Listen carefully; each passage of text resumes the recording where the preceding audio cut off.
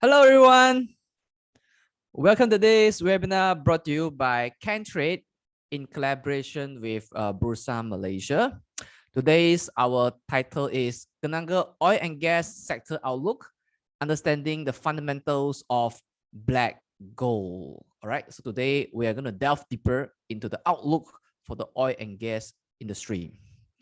Before we start this webinar, may I share with you a little bit about a CSR project that is undertaken by Kenanga Investment Bank that is titled Meals That Give. So for this campaign, Meals That Give, Kenanga would like to ask any kind souls here, if you want to pledge a meal at 20 ringgit, so you may join Kenanga in championing this cause. For every meal that you pledge for 20 ringgit, Kenanga will match meal for meal. All right. So for every 20 ringgit donation that you give to this cause, Kenanga will match another 20 ringgit. So what will this proceeds used for?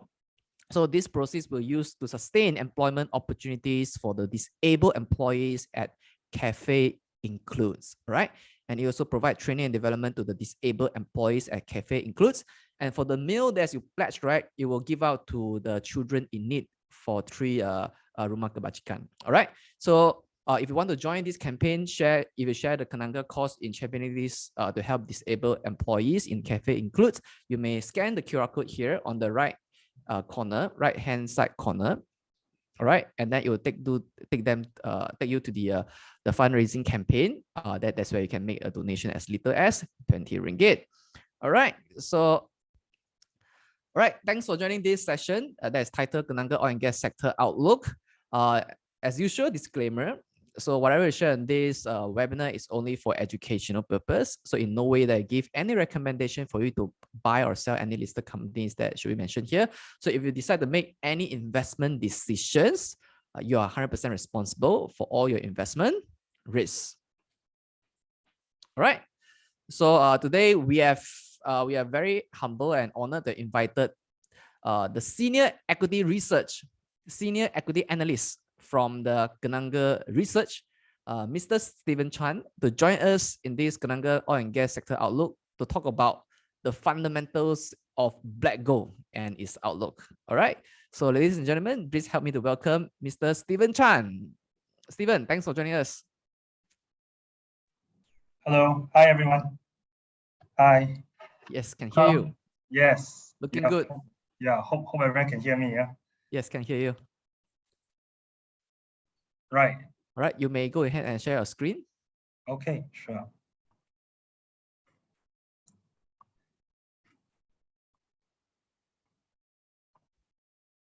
All right. Yep. Good evening, everyone.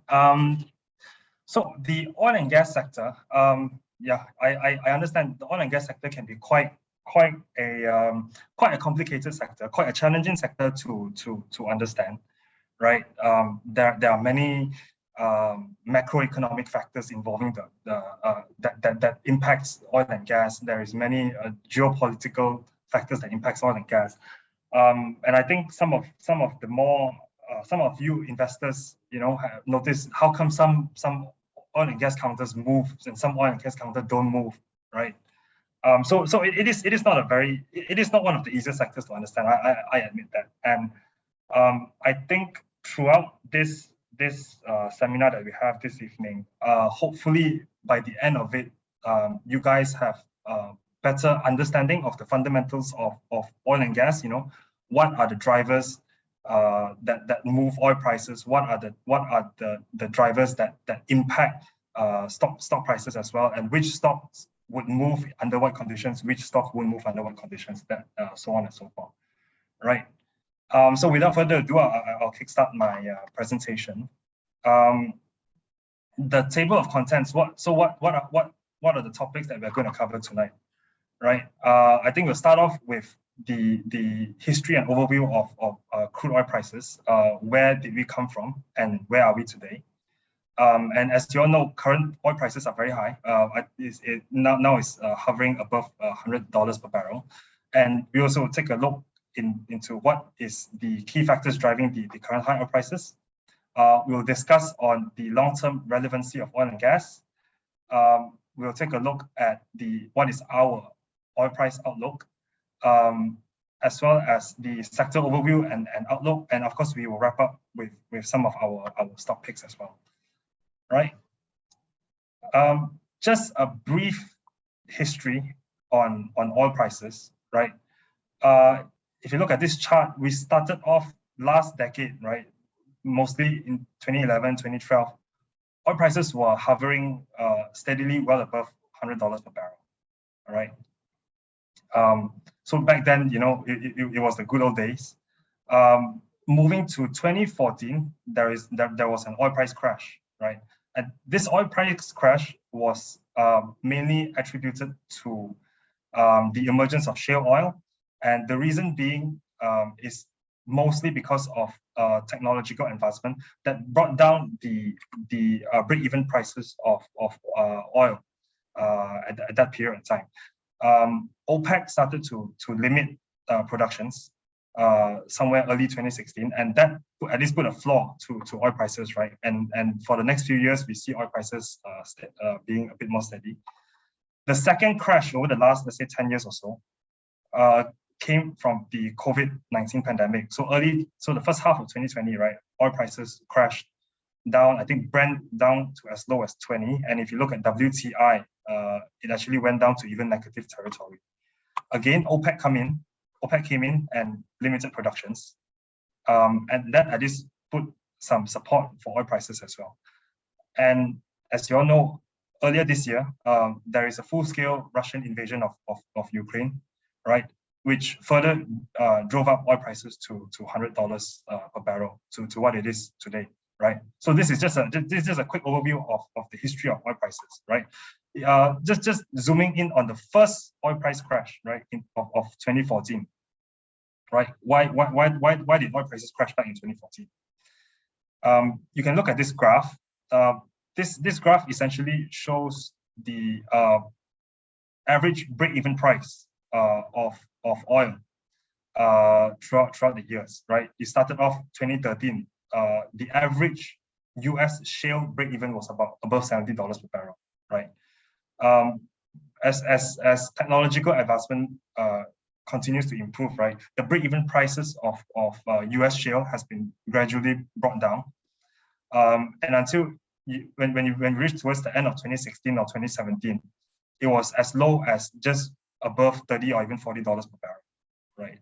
And because of this, during this period, we saw an emergence of US shale oil, right? US shale oil, and this is a graph showing the US crude oil production over the years, and you can see also roughly around this period, right, in early 2013 going into 2014, the production of US crude oil has just suddenly shot up because of the cheaper break-even price of the US shale, and this basically drove the oversupply in the market back here in 2014, right? Which driven the first oil price crash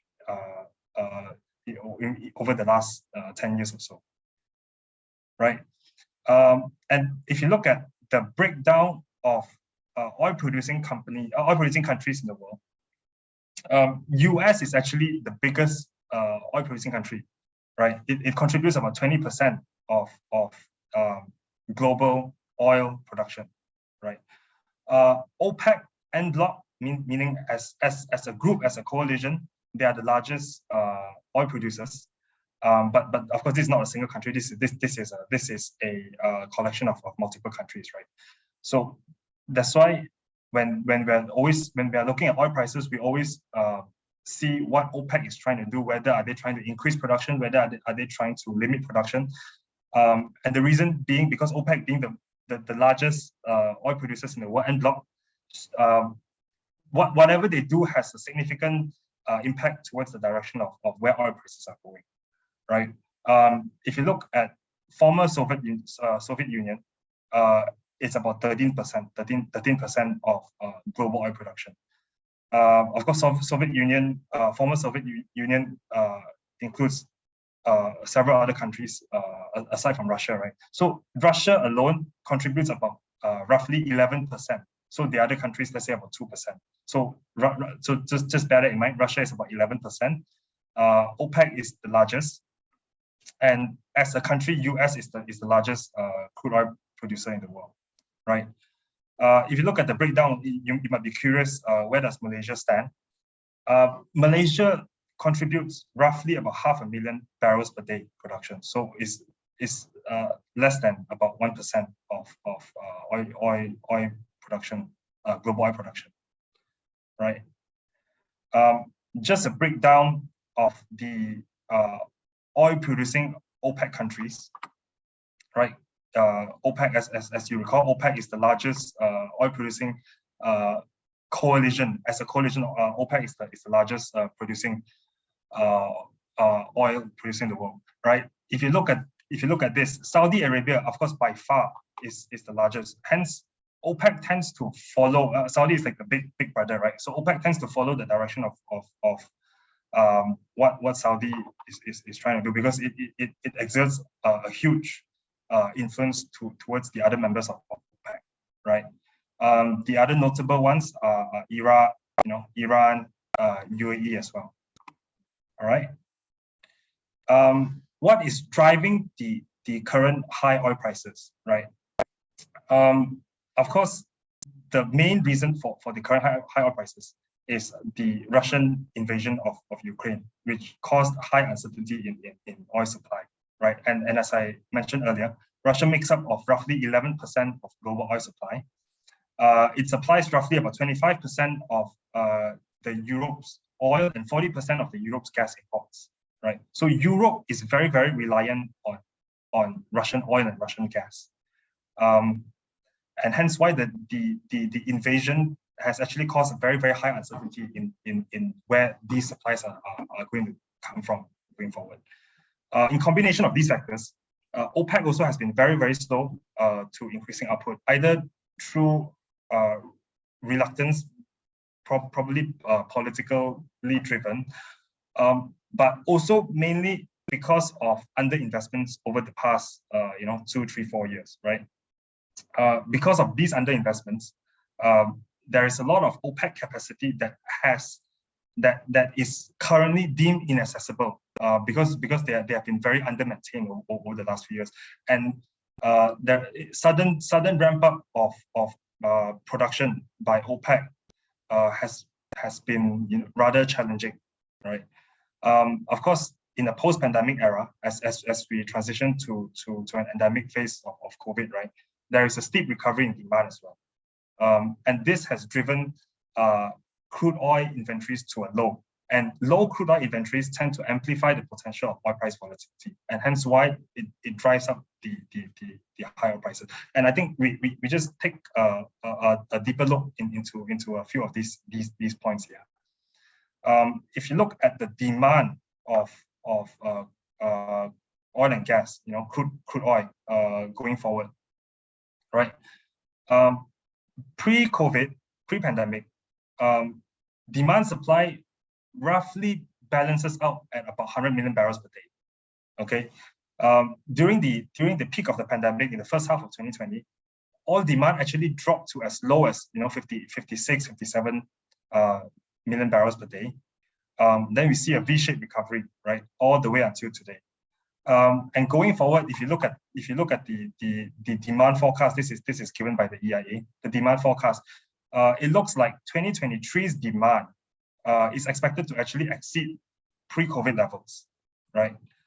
And the strong increase in demand over the last 12, 18 months has actually led to an aggressive stock draw, meaning to say that the inventories have been aggressively drawn down to fill this demand over the past 12 months or so, right? And therefore, you see a sharp decline in global crude oil inventories over the last year or so. And as I mentioned earlier, lower crude oil inventories typically breeds more potential for oil price volatility.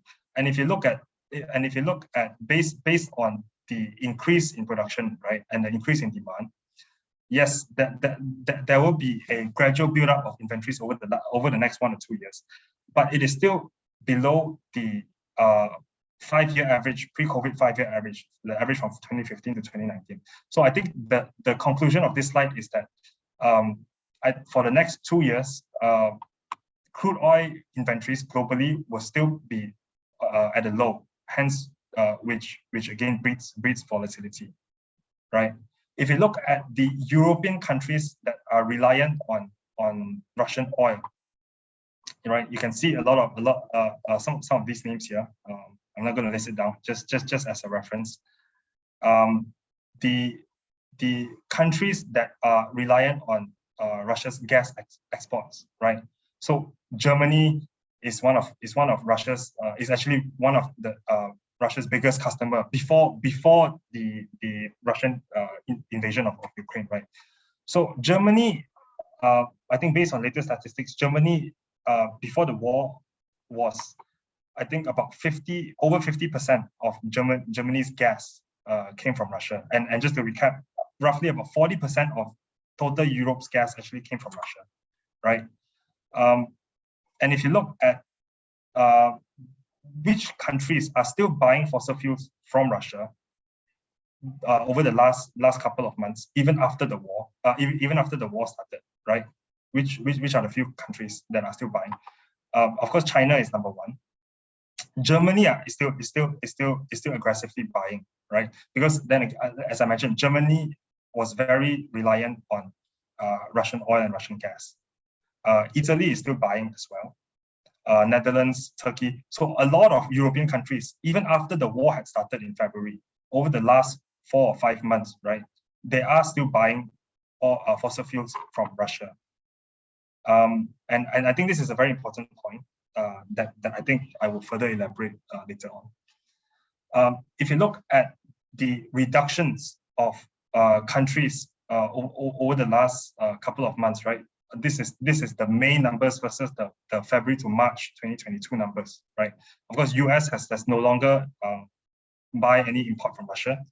Sweden is also almost eliminated everything. But you see that there are not many European countries. You see, Germany is way down here in 8%. So ever since the war started, right, as at May, right, it has actually only Germany's import from Russia has actually only gone down about 8%. Netherlands about 5%, and I think this is a very important point as well. Again, I think if you look at OPEC's production level, as I mentioned earlier, OPEC has been very slow in increasing its demands, even increasing its production, even despite the high oil prices, right? If you look back in 2018, 2019, OPEC tends to produce about 37 million barrels per day. And this is according to EIA's forecast.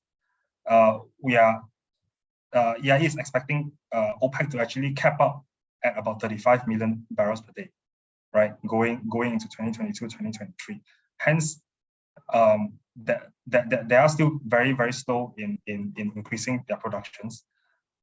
If you look at OPEC's spare capacity in total, right? Because of the slowness and reluctance of them increasing production, right? You see in 2022, 2023, the spare capacity is still high, and it's still very much higher than 2015 to 2019 average levels. That this is the 5-year before the COVID pandemic. It is still a lot higher than the 5-year average, right? And I think, as I mentioned again just now, this is mainly because of the lack of investments, the underinvestments that have occurred over the last 2 or 3 years, which has rendered a lot of these spare capacities from OPEC to be inaccessible, right? And so to bring these spare capacities into the market might take slightly longer.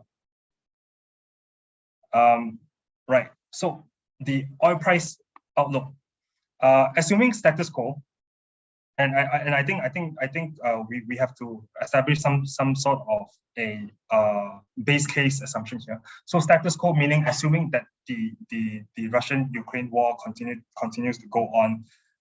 We assume that China, under its COVID zero policy, gradually improves, borders gradually open, assuming all this status quo, this is our base case assumption. Oil prices are expected to stay elevated throughout 2022 and 2023. So basically what we're saying is oil prices are expected to stay above $100 per barrel for at least the next 2 years, assuming the status quo. We at Kenanga Research, actually, we are looking at a Brent crude price assumption of about $110 per barrel. So as I said earlier, well above $100 per barrel, right? And this is driven by the increase in oil demand, especially going into 2023, right? As China recovers from their COVID lockdowns, I think this month we have seen Shanghai gradually has been loosening its borders as well. And I think the huge, one of the biggest drivers of oil demand going to 2023 is that with the assumption that China would gradually ramp up their demand. And with the higher demand in 2023 to even surpass pre-pandemic levels, we believe that the supply side may struggle to keep pace, right? The sanctions on Russia is expected to increase, to tighten over the next 6 months. And the EU countries have also agreed to ban 90% of Russian crude and oil products, you know, over the next couple of months. And if you recall the slide that I shown earlier, a lot of EU countries are still buying Russian oil for the last 4 or 5 months. And so over the next 6 to 8 months, this supply to EU basically will be erased from the market, about 90% of them. So that combined with the stronger demand, especially from a resurgence of China, we believe it's expected to hold oil prices above $100 per barrel over the next 2 years. All right. Is oil and gas still relevant in the long term? I think this is a very important topic that we should touch on.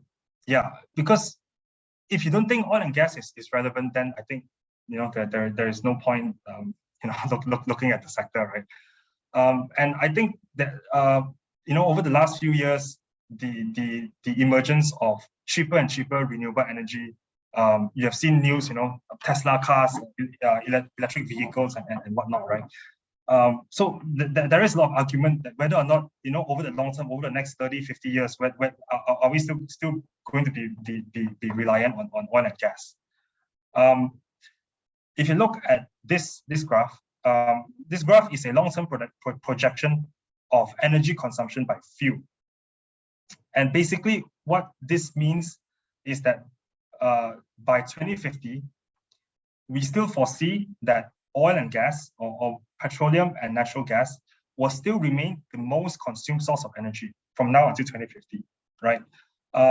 Renewable energy, which is this green line here, will be the fastest growing source of energy, but oil and gas will still remain the largest. So I think that sort of answers whether or not oil and gas will still be relevant over the long term, right? This is basically another graph from a different source, driving home the same point, right? 2050, if you look at the green color, which stands for crude oil, dark blue stands for natural gas. By 2050, it will still be the largest source of energy, right? Of course, demand for oil and gas gradually will decrease because some of this market share will be taken up by renewable energy, you know, like solar PV, wind. But as a percentage, oil and gas, by 2050, we expect to still be the largest energy supply. If you take a look at what are the main uses of oil, the main uses of the biggest use of oil by far is actually transportation. So your cars, your aeroplanes, you know, your lorries and whatnot. And of course, industrial as well. This graph, basically the same point, until 2050, transport would still be the largest driver of oil demand in the world, right? And if you take a look at EIA's projection of light-duty vehicles sales by technology from now until 2050, you can see that battery electric cars is expected to increase its market share, I think almost tripling from today until 2050, right? But by and large, even up to 2050, according to EIA's projections, most of the light-duty vehicles, most of the cars sold will still be gasoline-based, right? So by 2050, I think there is still a very strong demand. There's still a very relevant need for oil. If you take a look at gas is mainly used for power, right? For electricity. So throughout 2050, power stations will be the biggest usage of gas. Buildings, manufacturing are second and third, right? And even if you take a look in Malaysia, this is a chart actually I've gotten from the Energy Commission of Malaysia. So this is in Malaysia. By 2039, gas will still contribute about 47% of our electric consumption, right? Of course, renewable energy, this green bar here, will gradually increase its market share, but gas over the long term will still be relevant for power production, right? So I think the last few slides, I think what I was trying to express is how relevant oil and gas is, despite the rising demand for renewable energy, how oil and gas are still relevant over the next 30, 40 years, right? Now, we take a look at how the oil and gas industry operates, right? Generally, if you look at the oil and gas value chain, we divide it into three sections: upstream, midstream, downstream. Generally, when people say upstream, it refers to activities that involve exploration, production, development of oil. Midstream, generally, it refers to activities that include transport and storage of the oil. And downstream is the refining, the marketing, the sales, the distribution part of the value chain, right? And how does the Bursa listed companies fall into these categories? We take a look. Now, under upstream, I'll just run this through one by one. Under upstream, we have fabricator names, right? So fabricators are essentially EPCC contractors, right? They're basically construction companies, right? So like companies like Sapura, like MHE, what they do is they construct all these offshore platforms that are used for the production of oil and gas out in the open sea, right? Exploration and production, we have Hibiscus. Hibiscus is I think the largest Bursa listed E&P. E&P stands for exploration and production, E&P company. So what Hibiscus is essentially they are a producer. They are the owners of the oil field. So they own the oil field. They explore for new oil. They develop. They produce the oil and then they sell the oil, right? So this is what Hibiscus is doing. Well service providers, we have USMA, Delium, T7, Reservoir Link. These are basically service contractors that help E&P players such as Hibiscus, such as Petronas, to do all sorts of brownfield activities. We call it brownfield activities. So, for example, like well enhancement, production enhancement, plug and abandonment, these sort of works. Drilling rig providers, we have Velesto and Sakura. Velesto mainly is does jackup rigs. So Velesto is actually the largest jackup rig provider in Malaysia. Sapura mainly does tender rigs, so they are slightly different. OSV providers. OSV actually stands for offshore support vessels. We have several. We have Alam, Perdana, Icon. Pipe players, we have Hwaseong, Pentec. So Hwaseong does pipe coating. Pentec does pipe fabrication. FPSO providers. So FPSO stands for floating production, storage, and offloading. So FPSOs generally it tends to be a huge, large-scale project. So typically, one FPSO could cost about 500 or even 1 billion or even 1.5 or even 2 billion US dollars to construct one FPSO. So FPSO is a huge infrastructure kind of project. Usually, FPSO providers, when they provide an FPSO to their clients, the nature of the contracts are long-term, so as in like 10, 15, 20, 25, 30 years sort of contracts, right? And for a lot of oil fields that uses FPSO in their build-up, usually the FPSO is one of the most integral part of the production of the oil field. Midstream, we have dialogue oil storage, right? A dialogue is they mainly operate in Pengerang. They do the oil tankers where a lot of the oil traders store their oil in Pengerang. MISC is a shipping company, so they do petroleum shipping, LNG shipping that transports oil. So these are all midstream. Downstream players, we have the offshore maintenance or topside maintenance players, includes Dayang and Charimin. We have the onshore EPCC and maintenance providers. So these guys provide onshore maintenance. These guys provide offshore, right? Your offshore platform maintenance guys are players like Dayang. Players like Sabah, like Dialog, they provide onshore. So like your refineries, like your Pengerang site, right? So what these guys are the ones that actually provide the maintenance works. Petrochemical players, the two largest one in Bursa Malaysia is PChem and LC Titan. Distributing and marketing, we have PETDEC, and PETDEC is essentially the Petronas petrol stations that you see on the street. Refineries, we have Hengyuan and Petron. So I think through this graph, I hope that you guys get a better understanding of what players go where, who does what, so that when you see news of certain oil and gas counters, at least you know which part of the oil and gas value chain they're involved in, right? We take a look at the outlook side of the local oil and gas industry. And generally, when we discuss about the local oil and gas industry outlook, right, we always turn to what Petronas is trying to do, right? And we always have a strong focus on Petronas capex spending, because generally Petronas capex spending translates to activities, jobs and activities for a lot of these local guys. And you have to bear in mind that a lot of these local guys in Bursa Malaysia are mostly dominated by contractors, service providers, contractors, and as well as asset providers, right? So they are very, very reliant on the local activity levels. If you look at 2022's Petronas expected capex, they have recently actually increased their capex guidance to 60 billion this year ringgit. From previously, they have actually been guiding 40 to 50 billion. Over I think the previous few weeks, they have actually upped this guidance to 60 billion ringgit.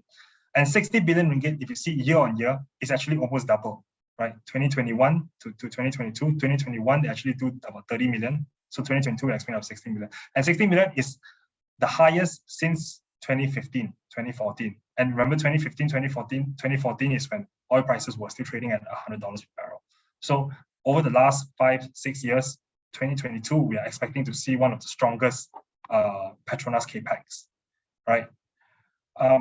If you see the first quarter capex spend from Petronas, it's actually still very, very underwhelming, right? Petronas actually have only spent about 7 billion in the first quarter. So 7 billion out of an expected 60 billion. That means to say the remaining 3 quarters, or especially in the second half, we are expecting that the capex numbers to come in very strong, which again translates to higher activity levels, right? If you take a look at the breakdown of Petronas spending of their capex, the biggest portion of capex spending is upstream, right? Upstream, downstream, gas. So most of it actually goes into oil and gas. C&O stands for corporate and others. So their corporate others also includes renewable energy, makes up only 11%. Most of it actually still goes to oil and gas. And even in 2022, we are expecting this narrative to stay the same, right? Again, Petronas capex expected to be backloaded in the coming quarters, especially in the second half. So in the second half, you will see a strong resurgence of local activity levels, right? If you take a look at Petronas dividends to the government, right? Because Petronas is a single shareholder company, is fully owned by the government. So every year they'll pay dividends to the government. Right. If you take a look at the committed dividends they have announced in 2022, they are expecting to pay about 25 billion ringgit dividends, which is actually essentially flat from 2021. Right. 2021 they also paid 25. 2022 they are expecting to pay 25 billion ringgit, and this is despite the fact of the high oil prices, the improved earnings outlook. So this year, Petronas is expected to actually make even more money because of the high oil prices, right? So even though the higher profits, dividend still stays the same. Petronas net cash is actually at a three-year high at 91 billion. So it has a very strong net cash position, number one. Number two, earnings outlook for this year expected to be stronger. Number three, dividend payments expected to flat year on year, even despite more cash, even despite higher earnings. So I think what this goes to show is that there is very little difficulty, in our opinion, for Petronas to meet its own capex guidance of 60 billion. So I think this 60 billion is very easy for Petronas to meet. Right. If you take a look at the global activity levels, global oil and gas activity levels, this black line here represents the offshore E&P capex globally. So again, E&P stands for exploration and production. Right, we take a look 2022, 2023, we're expected to breach past about 150 billion US dollars. And this is well above pre-pandemic levels. If you look 2017, 2018, 2019, it's about 100 to 120 billion US dollars. Right. The bar charts here represents the floater projects, FPSOs, FSOs, right?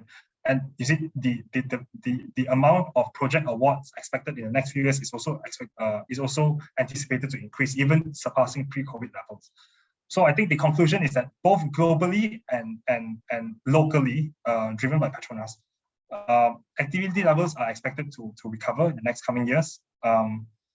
And even surpassing pre-COVID levels, right? Now, just to drive in, taking a deeper, more detailed look, right? Every year, Petronas actually publishes its activity outlook for the next 3 years, right? So basically, this activity outlook essentially Petronas tells everybody what are they expecting to do for over the next 3 years. This is just a quick summary, but I'll take a look with you guys one by one. Just a brief overview. Drilling rigs.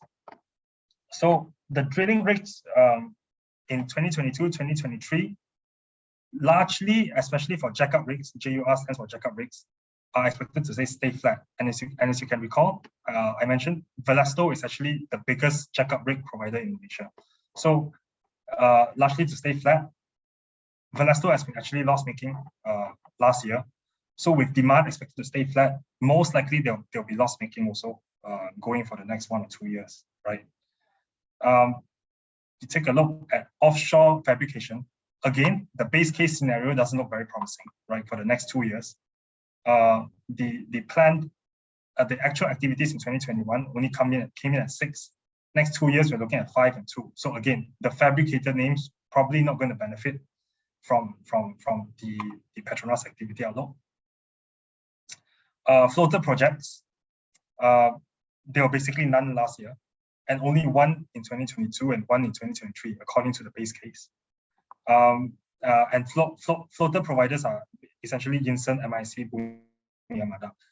But then again, I think I would like to stress that our local FPSO players, our floater players, are actually very internationalized companies, right? Yinsen, MIC, Bumi. Most of their order book actually come from the international market, so they are not very reliant on Petronas. So in this aspect, actually, they are rather unaffected by this. Now, this one is a bit more promising. You take a look at hookup and commissioning, right?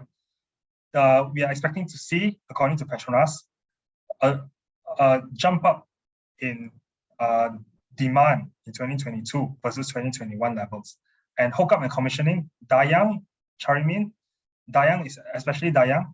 It's actually the market leader within this space, right? So remember, hookup and commissioning expected to see a resurgence in 2022. Decommissioning, wells decom, right? Wells, the blue bar, also expected to see a steep increase for the next 3 years from 2021 levels.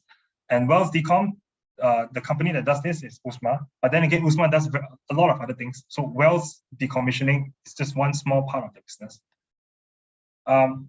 Now, offshore maintenance. Offshore maintenance, again, another positive one, expected to see a strong resurgence over the next 3 years, right? So 2022 levels expected to see a huge increase from 2021 levels and expected to stay high over the next 3 years. Again, offshore maintenance, Dayang is the key leader. So Dayang is the key market leader in MCM, offshore maintenance, as well as the hookup and commissioning, or short form as HUC, right? You look at plant turnarounds. Plant turnaround names are essentially Sabah, Dialog, MMHE, quite flattish year on year for the next 3 years. Offshore support vessels. We have offshore support vessels for production and offshore support vessels for drilling and projects. Right, drilling and projects expected to see some increase. The OSVs for production operations are expected to remain flattish, and OSV players are like Icon and Perdana. So looking through the few activities, right, that we have highlighted, the ones that seems to be the most positive, MCM and HUC, right? And I think this is a relevant point that we will touch on later, right? You take a look at the valuations of the sector, right? This red line represents the KL Energy Index, right? And KL Energy Index is basically the Bursa index that lumps all the oil and gas counters together. The index is mostly market cap weighted, and it does not include Petronas counters. So your companies like PCAM, your companies like PetDat, they are not, and MIC, they're not included in this index. And if you see the movement of the index versus the movement of the underlying Brent crude oil price, right? Since mid last year, when oil prices start to go into this rally until today, the underlying KL Energy Index actually trade at a divergence. So the KL Energy Index, the oil and gas counters in general, actually trade downwards, whereas the Brent crude oil prices actually trade upwards. Now, this can be explained by a few factors, right? Again, I mentioned that the index is market cap weighted. So one big portion of why the index fell down is because of the downfall of some of the big cap names, right? Like for Sabah, like Sapura, right? And because these previously had a huge weightage because of their market cap, it dragged down the index. But more so, it's because most of the, as I mentioned, most of the local oil and gas companies are actually contractor names. So contractor names generally have a lagged earnings effect compared to the Brent crude oil price. Generally, when crude oil prices start to rally, you will see activity levels will follow, not immediately, follow after 6 months, 12 months. So there is a lagged effect. So to date, a lot of these oil and gas contractors, right, have not started to see the earnings kick in yet. And hence why I think the share prices for a lot of these counters have not moved as well. If you take a look at the forward valuations of the PE valuations of the KL Energy Index, right? Again, as I mentioned, this is partially driven by the drag down of some of the big cap names like Sabah and Sapura. But if you look at the valuations, current valuations still trades at actually close to the lows in the first half of 2020. And if you recall, the first half of 2020 is during the oil price crash. As I mentioned in the previous chart, oil price crashed to as low as $20 per barrel Brent crude, right? And valuations from today and since then has actually not really picked up, right? Again, this is because of a lot of the oil and gas names have lagged earnings effect. Right. So the summary of all the outlook that I have discussed today. Petronas expected to ramp up capex to 60 billion ringgit this year, and this is a revision upwards from its previous guidance of 40 to 50 billion. And this is the highest since 2015 and almost doubling. Last year they did 30 million, this year they're going to do 60 million, right? First quarter capex is still very underwhelming. First quarter capex only coming at 7 billion versus 60 billion. So expect the capex to be backloaded in the coming quarters, especially in the second half. And this would drive the resurgence of local activity levels, right? And Petronas has better earnings outlook, but despite of that, they're still paying flat dividends, net cash position at a 3-year high, and hence we see very, very little challenges in Petronas in meeting their own capex guidance, right? So more likely than not, they will meet their own capex guidance. The global E&P capex is expected to pick up and even surpass pre-COVID levels in the coming years. And I think the last point that I mentioned, the KL Energy Index is still trading at a steep discount, right? Even with valuations almost as low as we've seen in the first half of 2020, right? Now, stock picks. What stocks do we favor? I think for this quarter, or more certainly in the second half, the two names that we highlight here are PChem and Dayang. And thematically, I think these two names cover both bases. PChem is a beneficiary of high crude oil prices. And I think I want to show you the next graph. You take a look at this graph, right? This graph is actually a stock price correlation to oil prices, right? So which stocks has generally been proven to be the most correlated to the movement of Brent crude.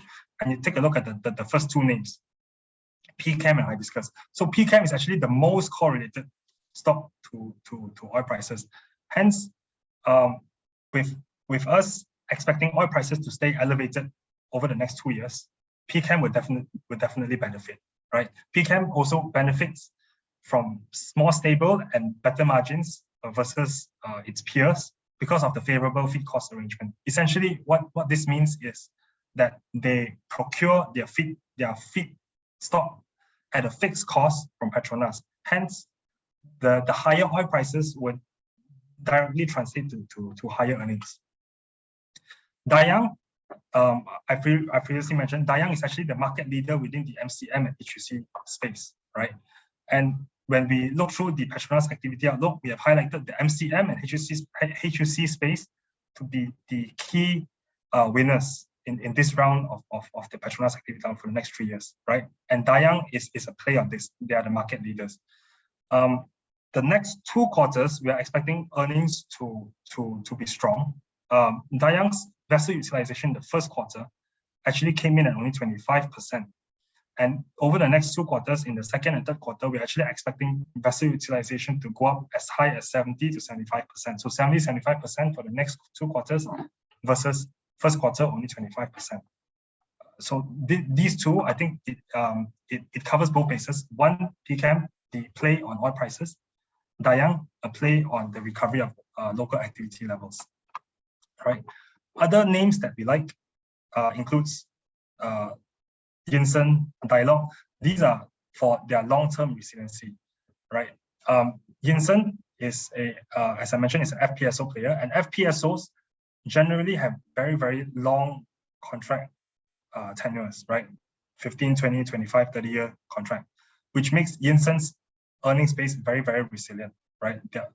Dialog, they do the oil storage tankers in Pengerang, which has also long-term contracts, which again makes the earnings very, very defensive. So if you are looking for long-term resiliency within the oil and gas space, we recommend these two names.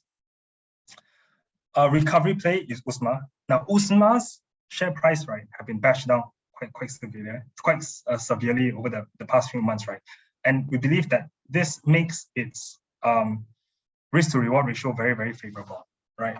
USMA have been actually guiding a 5-year outlook whereby they expect their revenue to actually reach 1.5 billion ringgit over the next 5 years. And this is 1.5 billion ringgit is almost triple of what they do today, right? And they are expecting 40% of this revenue to come from solar non-oil and gas solar ventures. So they are also trying to venture into RE, which is another high growth sector. So given their very ambitious target, if they can meet their targets, and the low share price, which gives very, very favorable risk to reward ratio, USMA can be a recovery play as well. And we want to highlight another proxy for oil prices, right? Hibiscus. Again, Hibiscus is a pure play E&P player. So E&P stands for exploration production. They they are essentially owners of the oil field. So whatever oil price is what the oil price that they sell from the oil field, that directly translates to their revenue and to their earnings. Again, if you take a look at this graph, they are one of the most correlated stocks to oil prices, right? And I think with that, I conclude my session, right? Shane?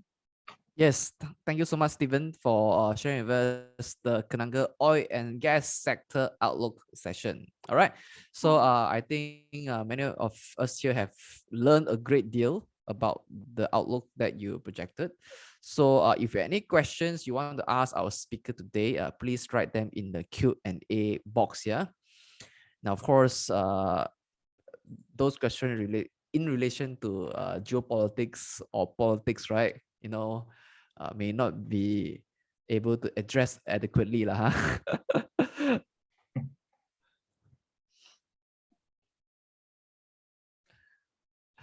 Okay, I've seen a lot of question here. Okay, let's do the first question here.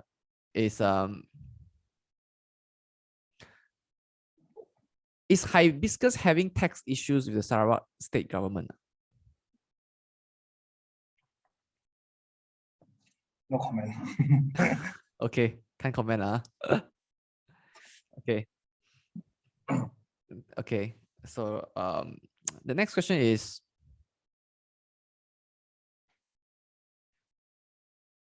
I think a lot of questions that they have written here have been addressed. So I'm not sure. Let me filter a bit more. What is your view on Coastal as a FPSO player? Right. Coastal, they have been guiding that they want to actually venture into the FPSO, and they have been guiding for quite some time already. I think over the last few years, right, Coastal, you see they actually gradually transform the company. They started off as a shipbuilder, right? And now they are very much an infrastructure, gas-based infrastructure company. They have not actually made any inroads into the FPSO space, although they are trying. They've always been guiding that is one of their ambitions. But they say that they will need to find partners, and I think partners is very important, right? Because you trying to venture into a new space, right? The lack of expertise, lack of familiarity, you definitely need to find a strong partner that can carry you into a new field, especially in FPSO, right? The FPSO market actually is very promising. I think let me just show you back the slide I have just now. Yeah, here, right? The FPSO market is actually very promising. A lot of the FPSO projects we see over the last 1, 2, 3, 4 years, right? There have been a shortage of FPSO companies. So the bidders for new FPSO tenders actually have been shrinking until to the point where last year, we see a lot of projects actually have single source. Single source meaning to say that the oil majors put out a bid for an FPSO contract, and we only see probably one bidder, right? So there is a lot of opportunity in the FPSO market with very little competition. So the FPSO market is actually very promising. What Coastal, I think, in my opinion, what they need to do is they need to find a partner with the relevant expertise to bring them into the sector. And I think if someone wants to partner you, you have to put something on the table. So you have to contribute something as well, right? Yeah. But in this moment in time, they have not made any inroads into the FPSO market. But that is their ambition. Okay. The next question is by Tony. Why has Bumi Armada underperformed in Bursa Malaysia? You take a look over the last few years, right? Bumi Armada 3-4 years ago, they actually have been suffering from huge borrowings issue. The borrowings came from corporate debt that they incurred when they actually bought over a lot of all these OSV vessels back in when the previous boom of oil prices, 2012, 2013, right? They bought a lot of all these OSV vessels. And because of that, they incurred a lot of corporate debt. So then again, after 2014, the oil price crashed. So they're stuck with all these vessels that the value of these vessels have deteriorated significantly. They're stuck with the huge corporate debt. So over the last few years, they have been suffering from borrowings issue. Then they have also secured this new, not to say new, secured this contract, the Armada Kraken FPSO contract. And the Armada Kraken FPSO contract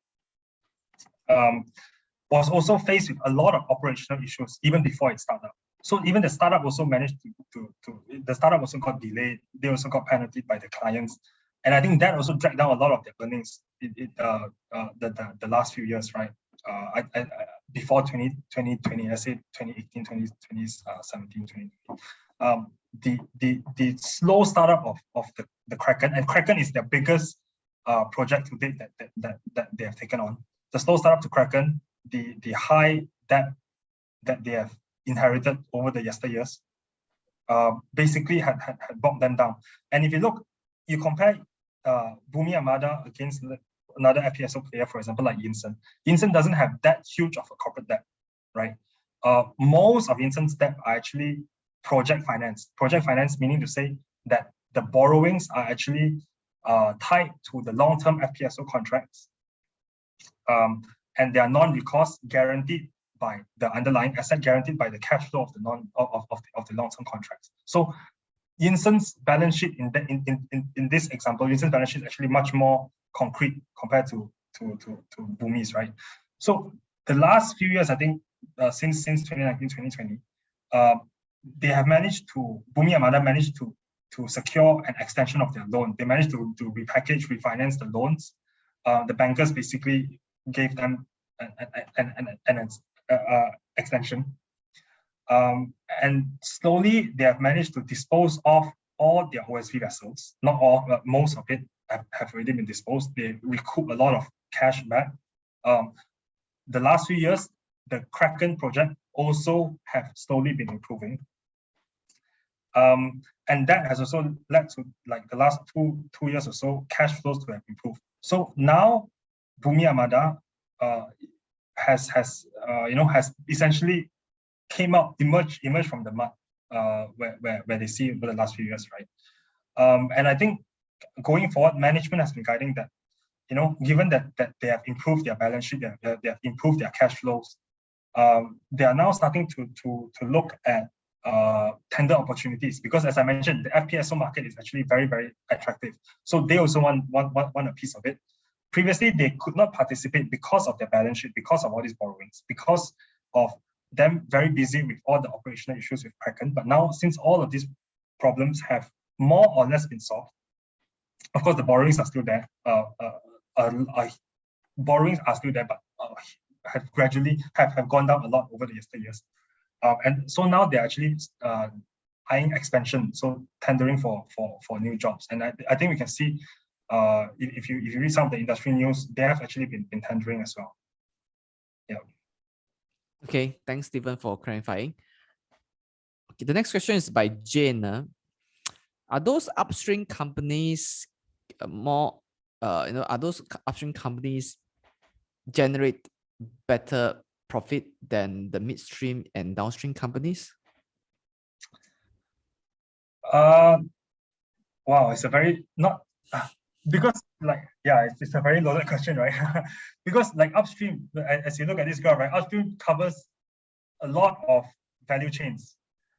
Downstream covers a lot of value chains. So if you compare the entirety of upstream versus the entirety of downstream, I think the answer is it depends, right?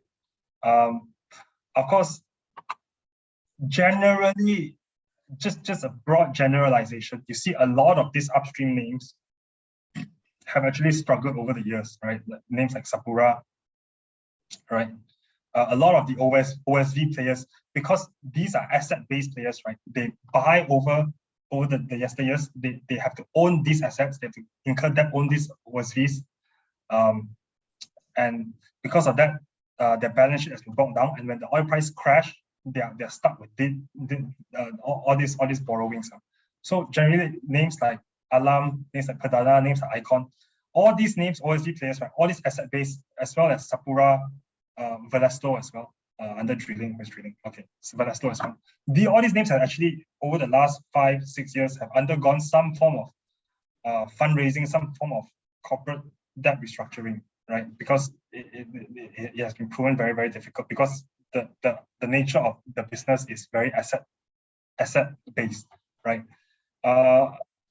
Downstream, in general, not in specific, in general, tends to be a bit more resilient, right?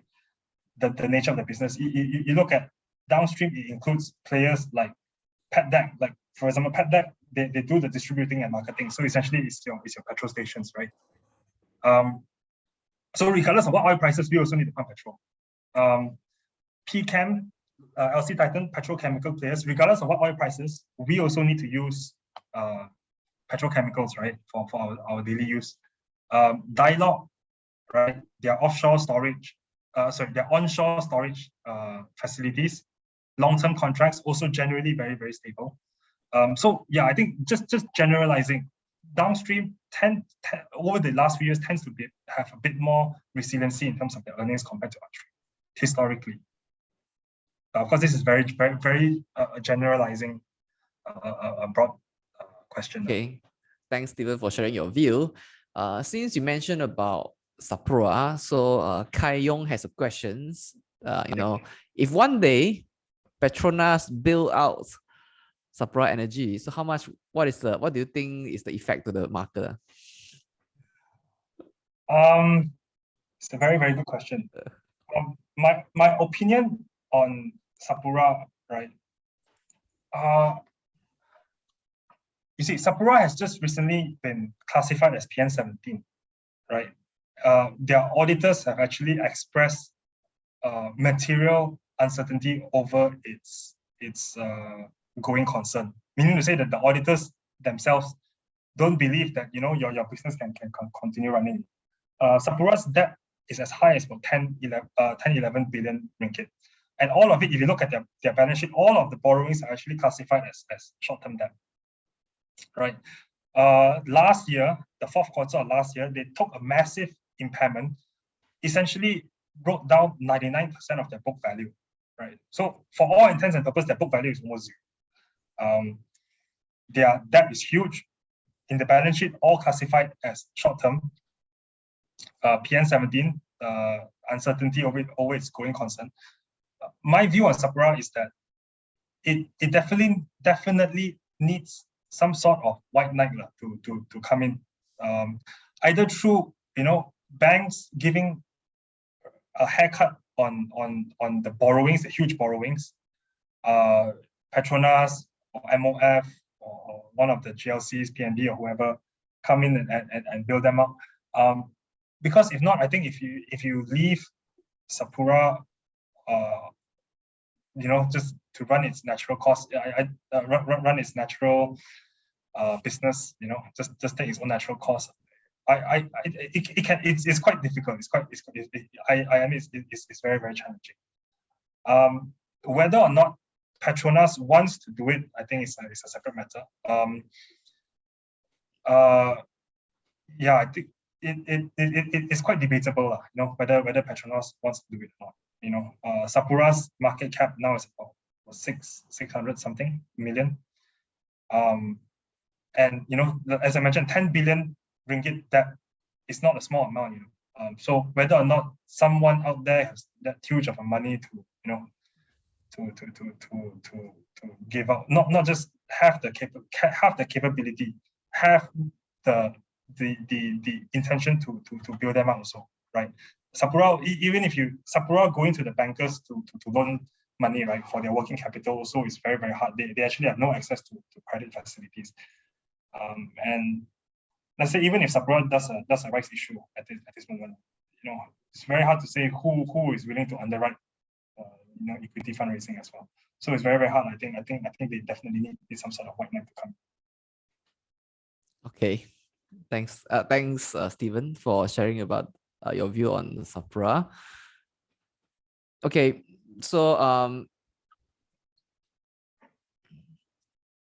what would be the impact of recession and rising interest rate on your outlook projection on the oil and gas counter? This question is by Eric Go. Yeah. I think it's a very good question. Generally, high interest rates tends to curb inflation, right? High interest rates, strong US dollar tends to actually lead to lower oil prices. That is generally right. So you're seeing the Fed raising interest rates, curbing inflation, stronger US dollar generally leads to lower oil prices. But the next 2 years, because of the Russia-Ukraine conflict, right? I think more or less the Russian-Ukraine conflict, the drop in global supply is going to definitely offset this. If you ask analysts across the board, let's say second half of last year, right, before the Russian-Ukraine conflict actually emerged, right, 8 out of 10 industry experts would actually predict 2022, 2023 level oil prices to actually come off because of the Fed increasing interest rates, because of the outlook of stronger US dollars. But because of the Russian-Ukraine war, the supply side constraint, generally that is more than enough to offset the rising interest rates. Okay. Thanks, Stephen. The next question is, why Vallesto cannot perform even though jack-up rigs is going to be in great demand? Jack-up rigs, if you recall my slide, the demand for jack-up rigs actually is not going to be great, right, over the next 2 years. You look at this, the green bar, jack-up rig JUR, right, for the next 2 years actually expected to stay flat to 2021 levels. And 2021, Vallesto is still loss-making, right? So loss-making in 2021, the demand actually is expected to stay flat. More, the probability is more often than not, I think they are going to stay loss-making in 2022 and 2023 as well. What Vallesto needs to do, I think, because currently they're still very, very local based, very, very local centric, very, very reliant on Petronas. So what they need to do is improve its competitiveness, try to bid for projects overseas, try to bid for contracts overseas, right? So that the Petronas flattish demand for jack-up rigs for over the next 2 years, at least they're not too affected by this. I think that's what they need to do. But at this moment in time, they are very, very local centric. So the demand is actually expected to stay flat over the next 2 years. Okay. How about Dialog? What is your outlook on it? The share price seems to be on downtrend, even though crude is on the upside. So this question is by Ping Pike. Yeah. Dialog, I think, as I mentioned, Dialog is one of the long-term resiliency stock, right? The share price has not been doing very great, I admit. I think partially why the share price has taken a hit, right? is because of the delay in the development of Pengerang, especially Pengerang Phase 3, right? When they first started this entire Pengerang project, I think back in 2014, back in 2015, you wouldn't have expected, by 2022, Pengerang, the Pengerang will still be under development. Pengerang Phase 3 has not been up yet, right? The last 2 years have actually delayed a lot of talks on trying to secure clients to take up the Pengerang Phase 3, because clients actually need to go physically on site to view the land, to view the facilities, the surrounding facilities, right, before they can make a decision to invest in Pengerang Phase 3. So I think that plus their downstream side also have suffered lower activities over the last 2 years. That has actually contributed to the weakness in share prices. Going forward, with the reopening of borders, with Petronas, their PIC stands for Pengerang Integrated Complex, expected to start up in the second half of this year. Hopefully, that would drive the talks that Dialog is having with potential clients now. So new clients to come in Pengerang Phase 3. So the Pengerang Phase 3 is actually one of the biggest catalysts for Dialog's share price. And I think over the next 1 or 2 years, I expect they should be able to secure some sort of agreement with some new clients for the development of Phase 3, and hopefully that would act as a catalyst for share price as well. Okay. Only would like to ask, we have heard some of the great prospect about the oil and gas going forward. What are some of the risks that we need to be aware of? Yeah. Risk is, I think the biggest risk is the oil price crash. And oil price crash, very, very dependent on geopolitical aspects, right? Tomorrow, let's say Russia decides to pull out from Ukraine, the oil price outlook will definitely be different. The other risk is that, if China lockdown continues to tighten going into 2023, because again, the oil price outlook is dependent on China's resurgence in 2023 as they gradually open up borders, right? If that is not the case, if the COVID in China continues to get worse and worse, continues to lock down in 2023, that impacts oil demand. Definitely some of the oil projections would have to be adjusted as well. Okay, thanks for sharing your view about the downside risk. Now, should we be afraid to invest in the oil and gas sector post Sabah dynamic case?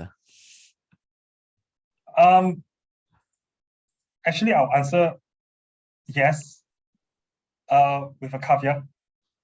A lot of the oil and gas names are fundamentally still very depressed. So their fundamentals are still very depressed, right, compared to yesteryears, because the downfall, the oil price crash. There's 2 oil price crashes over the last 10 years, right? And that actually has deteriorated a lot of the company's fundamentals, right? A lot of companies, you look at, like as I mentioned, upstream players, a lot of them actually over the last 5 years have gone through some form of fundraising, some form of debt restructuring, some form of rights issue, right? So their balance sheet, their fundamentals, a lot of the names actually are still very, very depressed. I wouldn't use the word scared. It's just that investing in the oil and gas space, you have to be very, very selective of your names, because a lot of the names, as I mentioned, still suffering from depressed fundamentals. You have to invest in names that have, at least good balance sheet, good earnings outlook, right? Something that you have a visible outlook on, right? So being selective is, I think, one of the biggest criteria in investing in oil and gas. And the stock picks that I mentioned, these here also, I think it fits into those criteria. The names that I mentioned all here have fairly healthy balance sheet with some form of earnings deliverability as well. So none of these names here, as I mentioned, are like long-term loss-making, long-term in high debt kind of companies. Your team did adequate research and thorough research, right? Okay. Anthony would like to ask in reference to one of your stock picks here, which is USMA. Okay, now USMA TP has been revised down by Kenanga from 68 cents to 54 cents. Why is that? I think one of the black mark on USMA is its earnings deliverability, right? I mean, over the long term, as I mentioned, they do have this 5-year roadmap, very ambitious, achieving 1.5 billion ringgit revenue by 2026. 5 years. But the last few quarters, right, because of COVID, because of project delays, because of cost recognition of some of their projects, the earnings actually did not manage to meet expectations, right? And I think you have to be a bit more patient with USMA, because quarter on quarter earnings sometimes tends to fluctuate, right? And a lot of the quarters, they actually have underperformed, or at least have not met earnings expectations. And that, I think, prompted one of the reasons on why we slightly tweaked the TP downwards. But then again, with the current TP, that there is still quite some upside. And as I mentioned, I think USMA, the upside to downside risk is quite favorable. I think analysts generally have been very, very conservative now with their earnings forecast.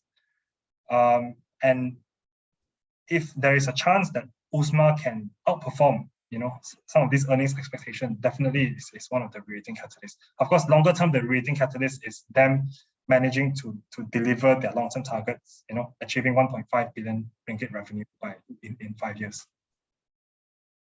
Is there a reason why analysts now are more conservative on the earnings forecast? Is it due to a bad market sentiment or a bad economy forecast? Yeah. I think as I mentioned previously, I think USMA, because of the timing of them recognizing their contract revenue and their contract cost, right? The last several quarters they have under-delivered in earnings, slightly missing analyst expectations in terms of earnings. Okay. Now, the next question is by Chuan Yu Saw. Will the strong US dollar benefit the Malaysia oil companies? Strong US dollar benefit the Malaysian oil companies? Generally, yes, because a lot of Malaysian oil and gas companies are essentially dollar in, dollar out companies, right? Like Inson, like Bumi, like MIC. Where is the list? All right. Generally, a lot of these names like Inson, Bumi, MIC, these are FPSO players. Again, very, very internationalized. They're essentially dollar in, dollar out companies. So they charge their revenue by US dollars, right? Their cost is also by US dollars. So when you translate back, when you report the translated earnings to ringgit, definitely you see an earnings impact, right? Sapura, although yes, PN17, but most of their order book is also overseas. Venesto, as I mentioned, they mostly do local market drilling rigs, but actually the quotation of price that they give to their clients, they actually quote in US dollars. Even though they operate in Malaysia, they actually quote in US dollars. So when US dollars, the USD is higher, generally it translates to higher earnings as well. Okay. All right. The next question is by Thea. Is Delium promising as well? Helium, they are more onto well services, right? So they do a lot of some of these slip line wells. They do a little bit of MCM, like what Dayang is doing, but most of it is well services, right? Generally, that segment is expected to see an improvement over the next couple of quarters. Number one is also because of, like I mentioned, the recovery of activity levels locally. Number two is also because them, alongside with all the other industry players in that space, the last 2 years actually have saw logistical disruptions, because of the COVID lockdown. So they are unable to execute a lot of their contracts. So with the borders reopening, generally the outlook should be better compared to the last 2-3 years. Okay. The next question is by John. Can you confirm that it is a market practice that oil majors who award and sign FPSO contract for long tenure can terminate unilaterally by serving a 6-month termination notice with little compensation? No, that's not the general practice. That's not general practice. And generally, an FPSO contract should have some sort of termination clause. So if either party wants to terminate, right, you have to pay a huge compensation one, right? And as I mentioned, if that is the case, if there is no termination clause, right, I give you 6 months notice and I can just straight away terminate, right? Nobody wants to do FPSO business really, because as I mentioned, FPSO business is actually a huge capex business. As like earlier mentioned, some of these FPSOs go up to $1 billion, $2 billion, right? So it's a huge financial risk that you're undertaking to supply an FPSO to a client. And FPSOs most of the time are purpose-built one. So that means if a client awards you an FPSO contract, it's not to say that it's not like renting a car. The FPSO is purpose-built for your oil field to meet your specifications, right? So I built this FPSO over the last 2, 3, 4 years just for you, right? So that you can use it for the next 20, 25 years or so.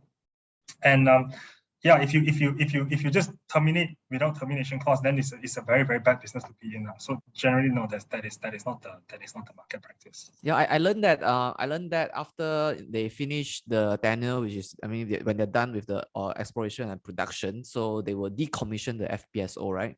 Yes. Yeah. So FPSOs most of the time are converted tanker vessels. So like VLCC vessels. That have been reconverted into FPSOs. So if an FPSO, after it fulfills the length of its contract, if it is still in good condition, it is a big if, because as I mentioned, after 15 years, 20 years, it could be as good as scrap. But if it's still in good condition, if you want to redeploy the asset into another oil field, you have to do another round of construction, another round of conversion, because again, FPSO is very purpose-built. Okay, so the owner customize it for the clients. Yeah. All right. So what is your view on MMHE? That's by David. Yeah, MMHE it's actually a loss-making company. So that's why it's not on your topic. Yeah, it's a loss-making company. I think it has been steady track record of loss-making. Very, very, very hard for them to turn around, I feel.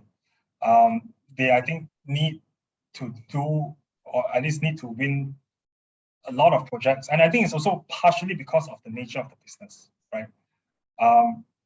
The nature of the business requires them to how they recognize their earnings is essentially a lot of the earnings recognition is actually backloaded towards the tail end of a construction contract. So let's say a construction contract is, let's say, 3 years. A lot of the 3-year contract earnings, right, will be recognized actually in the last 6 months or last 12 months of the contract. right? So for the first 2 years, you are essentially loss making on a P&L basis. You're actually loss making from the contract one, and then third year you suddenly see a jump in profits. And I think it's partially because of this sort of business model, right? It's very, very hard for them to see sustained earnings, right? And, in order to see sustained earnings, meaning to say that you have to consistently have new contracts coming in, consistently have order book replenishment coming in. Every year you deliver new projects. Every year you deliver new contracts, right, to the clients before you can see sustainable earnings, and for that to happen is it is quite difficult, right? You look at the offshore fabrication outlook by Petronas, right?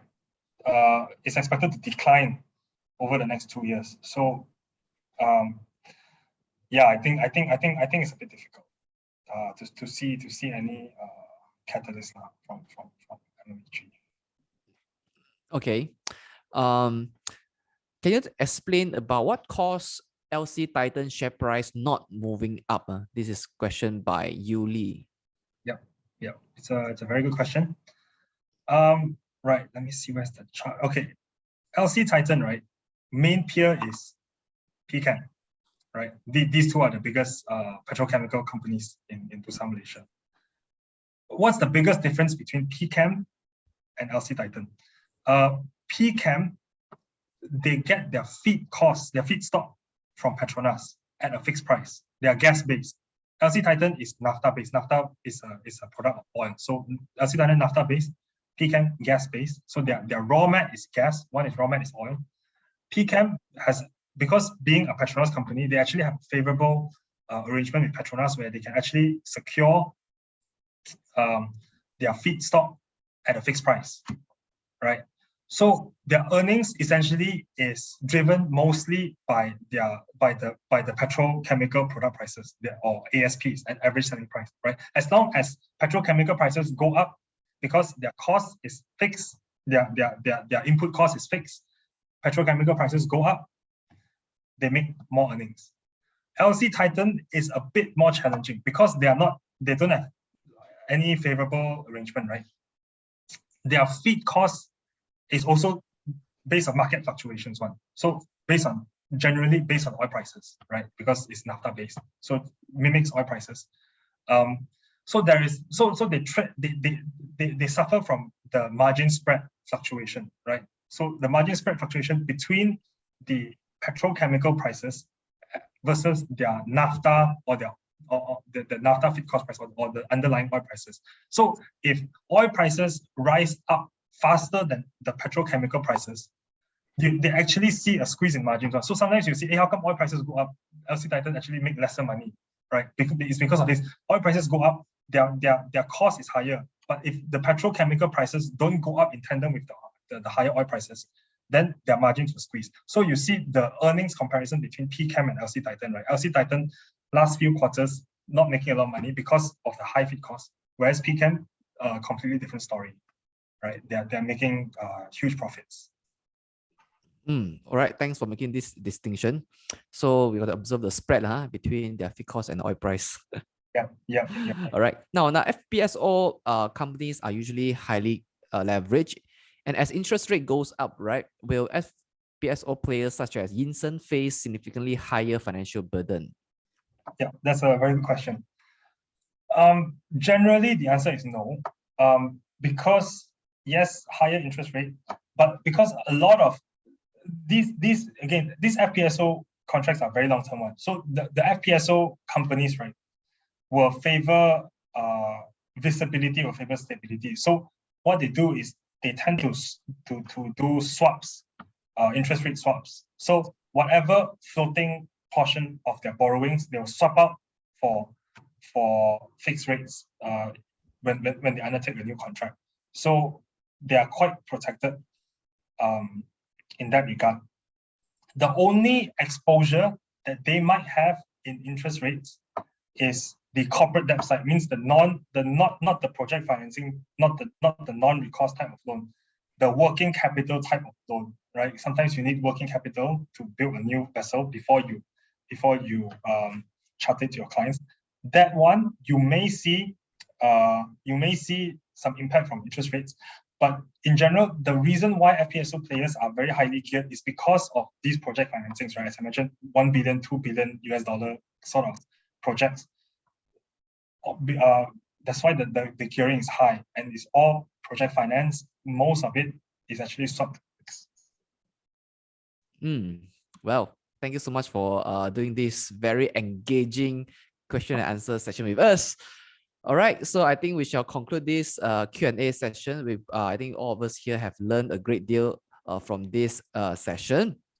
Apology if we can't take, I see there are a lot of questions on politics and geopolitical questions, so we are unable to address those questions. So let me proceed to share my screen here, Stephen. Right. All right, so our next session is on this title, Live Chat with Nescon Berhad, Twin Engines for Growth. So on the 14th of July, which is a Thursday, so we will be featuring the managing director of Nescon to talk about their business. Okay, so this is a session where we will feature senior management of a PLC, publicly listed company, to join us to talk about their business. All right, so if you want to join us, do register for this. I've just given you the registration link. You may register on the chat box that I've just given you. All right, so for those of you who haven't had a Kenanga share trading account, you may hit today's website, which is www.kentrade.com.my/open-account-form. So once you key in your interest, then Kenanga will arrange a friendly dealer representative to cater to your needs and requests to open a share trading account with Kenanga. Now, if you haven't joined Kenanga Trade to Win Telegram channel, you may also join this link. I've also given you the link in the chat box. So you may join this link so that you can get trading ideas. Okay, so the licensed investment advisor posting on the Trade to Win Telegram channel on an everyday basis to share you some of the trade ideas that you may have, and then what are the TP, what is the SL, and so on. So you may join the Telegram channel to get more trading ideas. All right. So thanks everyone for joining this session brought to you by Kenanga Investment Bank. My name is Shen Chu. I'm signing off now. So hope to see you all in our next Can Trade webinar. Thank you so much, Stephen. All right. Thank you, everyone. Bye-bye. Bye, everyone.